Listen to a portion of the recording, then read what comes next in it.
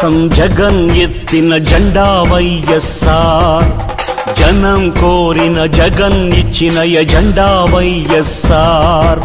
కదలిరా కలసిరా ఉరికిరా, కదలిరా కలసిరా ఉరికిరా, అగ్నిగంగా తరంగాలుగా పొంగిరా ఉప్పొంగిరా. మింగి మబ్బుకు పురుడు పోసిన ఉరుము వైరా, మెరుపు వైరా, దగా పడ్డ పేద బిడ్డ ఎత్తరా గొంతెత్తరా, గాయపడ్డ ఆడబిడ్డ శక్తివై దండెత్తిరా. మన పార్టీ వైఎస్ఆర్, మన స్ఫూర్తి వైఎస్ఆర్, మన ఇజం వైఎస్ఆర్, మన ధ్వజం వైఎస్ఆర్.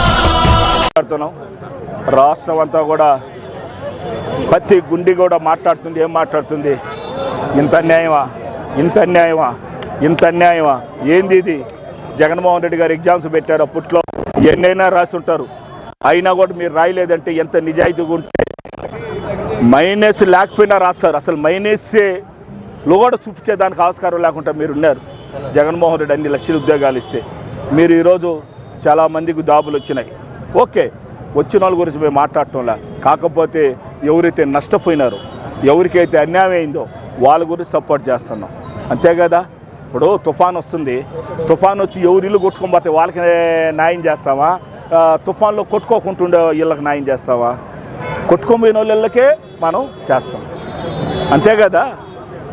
అదే పరిస్థితి ఆంధ్రాలో ఈరోజు ప్రతిదానికి ఛాలెంజ్ చేస్తున్నారు. అయ్యా లోకేష్ గారు, మీ నాన్నగారు చెప్పండి, అదే అసెంబ్లీలో మీ నాన్నగారు, ఓ రాజశేఖర్ రెడ్డి నీకు దమ్ముందా, నీకు దమ్ముంటే సిబిఐ ఎంక్వైరీ నీ కొడుకు మీదంటే, నాకు దమ్ములు జబ్బల్లా, పులివెందులలో జబ్బల్లా దమ్ము గురించి, దమ్ము నువ్వు చెప్తే నేర్చుకునే స్థితిలో నేను లేను, నా కొడుకుని సిబిఐ ఎంక్వైరీ వేస్తున్నాను, మీరు సిబిఐ ఎంక్వైరీ చేసి మా కొడుకుకి తప్పుంటే ఉరిదీయండి అని చెప్పిన మగోడు రాజశేఖర రెడ్డి గారని తెలియజేస్తున్నారు.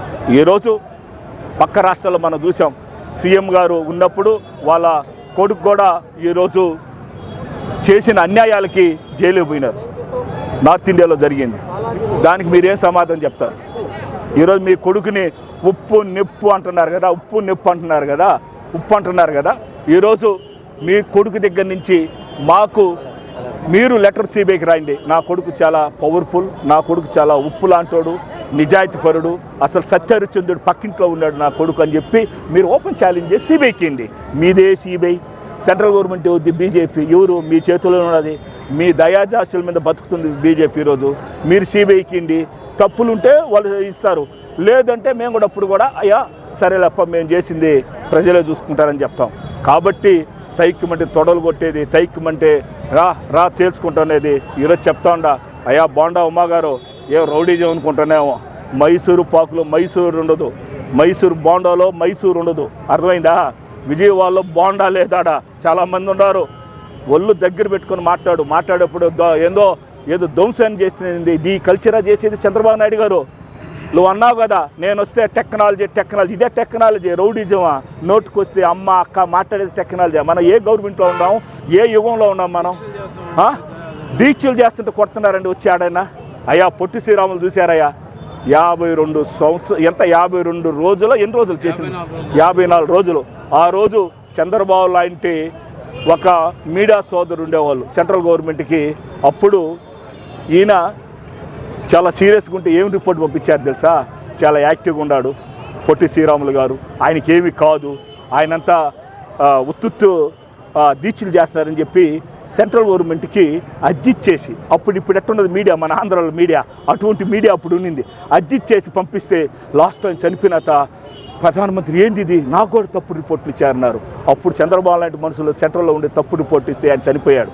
అప్పుడు రగిలింది ఆంధ్రప్రదేశ్ సపరేట్ కావాలని. ఈరోజు డిఎస్సి కూడా ఇదే పరిస్థితి వస్తున్నది. దయచేసి చెప్తా ఉండా, ఛాలెంజ్లు అందరికీ తెలుసు.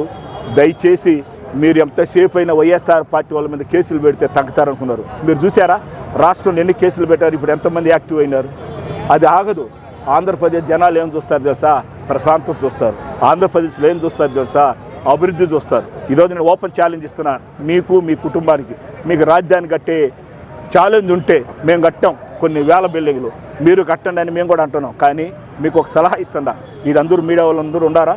ఈ సలహా ఈ ప్రపంచానికి చంద్రబాబు నాయుడు గారికి నేను పిఏగా అయిన చంద్రబాబు నాయుడికి సలహా అయితే ఒకటే సలహా చెప్తా. మేము మావుగానే అన్నాం కదా, నువ్వేమన్నావు లాస్ట్కి? మేమేమన్నాము? అమ్మ అక్క చెల్లెలు గొడ్డలు అంటున్నారు కదా మీరు ప్రతిరోజా. ఏమంటున్నారు మీరా? ఎంతసేపా? మేమేమన్నావు? 4 ఊర్లు కలిపి ఒక పేరు చెప్పినాం. మళ్ళీ దేనికి వచ్చిన వాళ్ళు? దానికే కదా వచ్చినావా? మేమేమన్నా అదే కదా. మళ్ళీ ఇంకొక ఆఫర్ ఇస్తూ ఉంటాను నీకైతే. రాజధానిని ఈరోజు నేను ఒక ఆఫర్ ఇస్తూ ఉంటాను, అన్నీ డెవలప్ చేయండి, విజయవాడ, గుంటూరు, మచిలీపట్నం. కానీ దాన్ని మనం కట్టలేం. దాన్ని ఇటలీలో ఒక రాజధాని ఉంది. చంద్రబాబు నాయుడు గారు, నేను చెప్పేది నేను చెప్తా ఉంటా, నీ గురించి ఎవరు ఇతరకు మాట్లాడరు రేపటి నుంచి రాజధాని గురించి. నేను ఐడియా తీసుకోలేదు. ఇటలీలో ఒక రాజధాని ఉంది, ఫ్లోటింగ్ రాజధాని, అంటే వాటర్ రాజధాని. ఆడికి బోట్లోనే పోతారు. మనకు 360 రోజులు నీళ్ళు ఉంటాయి. దాన్ని, ఆ సిటీని వాటర్ సిటీ అని అనౌన్స్ చేయండి.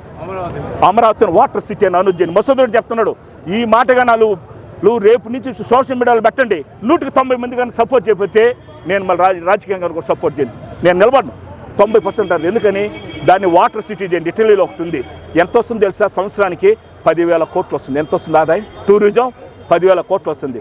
బోట్లోనే పోతారు రాజధానికి.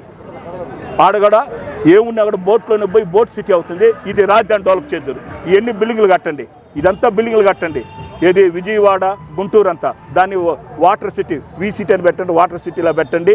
చేపలు పట్టుకోవచ్చు ఆడ. అదేవిధంగా మనం ఇది కూడా కట్టుకోవచ్చు. ఏది? మనం హోటల్స్ కట్టుకోవచ్చు, మసాజ్ సెంటర్లు పెట్టుకోవచ్చు, మనం ఇది కూడా పెట్టుకోవచ్చు. ఏది? పర్మిషన్ వస్తుంది మనకు. ఏది? ఈ ఆట ఆడుతుంది చూడు, ఏంది అది? స్టీమ్ అంటాం, క్యాసినో కూడా పెట్టుకోవచ్చు. ఎందుకంటే సముద్రం చుట్టూరు నీళ్ళు ఉంటాయి కదా. ఈ 10,000 కోట్లు రాజధానికి వస్తుంది. రాజధాని అది చేయండి. ఖచ్చితంగా మనం సింగపూర్లాగా ఇంప్రూవ్ అవుతాం, మలేషియాలాగా ఇంప్రూవ్ అవుతాం, ఇటలీలాగా ఇంప్రూవ్ అవుతాం తెలియజేసుకుంటూ, దయచేసి దీని మీద సిబిఐ ఎంక్వైరీ వేయండి. దయచేసి సిబిఐ ఎంక్వైరీ వేయండి. కాబట్టి మేము రిక్వెస్ట్ చేస్తున్నాం చంద్రబాబు నాయుడు గారికి, లోకేష్ గారికి, మీరు చాలా ఉన్నతమైన పదవిలో ఉన్నారు. మీ నాన్నగారు అసలుకి మొన్నే చెప్పారు అబద్ధం అంటే తెలియదని. ఎస్, అబద్ధం అనే పేరు వినలో ఇంతవరకు అయినా. ఎస్, అబద్ధం అనేది ఇప్పుడు విన్నాడా? అసలు అబద్ధం అనే మాట ఆయన దగ్గర లేదు, ఆ డిక్షనరీ లేదు. కాబట్టి ఇప్పుడు మీరు అబద్ధాన్ని నిరూపించుకోమని చెప్తోలా, నిజాన్ని నిరూపించుకోండి ప్లీజ్. చంద్రబాబు నాయుడు గారు దయచేసి, ఈ కాళహస్తి ప్రజలు, ఇది టెంపుల్ సిటీ. ఇక్కడ ఎక్కువ ఈ మధ్య మీరు చూస్తుంటారు, చాలా వ్యతిరేక భావాలన్నీ ఉన్నాయి. ఇక్కడ ఎన్నెన్నో మర్డర్లు జరుగుతున్నాయి. ఎన్నిటి మీద ఎంక్వైరీ పెట్టాలి. ఎస్పీ గారు బాగానే కంట్రోల్ చేస్తున్నారు. మనం ఉండే చెప్తా ఉన్నాం. మనం కూడా గంజాయి చాలా మంది పట్టుకున్నారు. మేము అన్నీ యాక్సెప్ట్ చేస్తాం. మంచి చేస్తే మంచి చేస్తున్నారంటాం, చెడు చేస్తే చెడు చేస్తున్నాం. కాకపోతే తప్పుడు కేసులు ఎక్కువ పెడుతున్నారు. కొంచెం దృష్టి చూడాలని తెలియజేసుకుంటూ, జై జగనన్న, జై జగన్.